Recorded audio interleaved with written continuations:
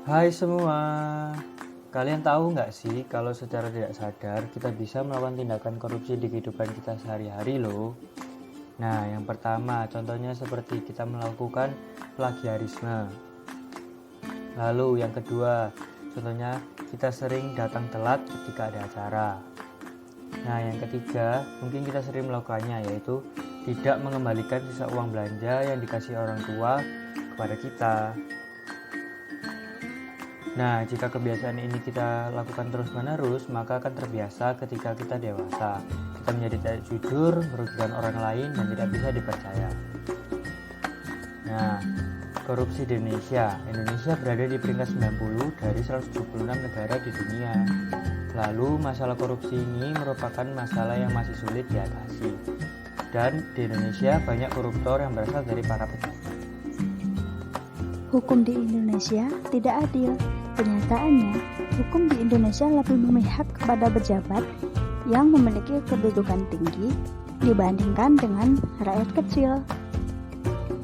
Nah, para pejabat yang mengkorupsi uang rakyat, hukumannya tidak seberat dengan rakyat kecil atau orang yang mencuri ayam.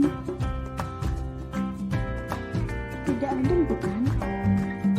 Padahal korupsi itu kan memakan duit rakyat. Namun, mengapa mereka malah menyengsarakan rakyat? Maka dari itu, kita harus mencegah korupsi. Salah satu caranya yaitu dengan pendidikan sejak dini. Contohnya seperti budayakan sikap jujur, pendidikan tentang korupsi, dan pendidikan moral.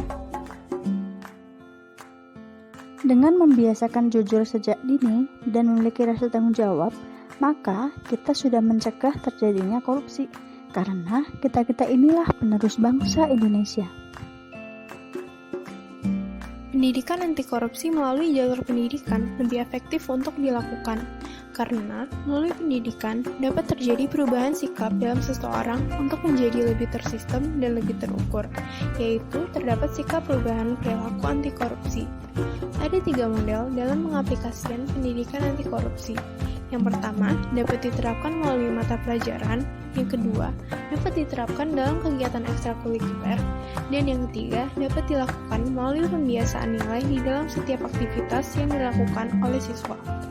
Hal ini akan membuahkan hasil yang baik jika pihak sekolah mendukung dan ada sikap yang muncul dari dalam pribadi siswa sendiri bahwa mereka memiliki komitmen yang teguh untuk menolak tindakan korupsi ini.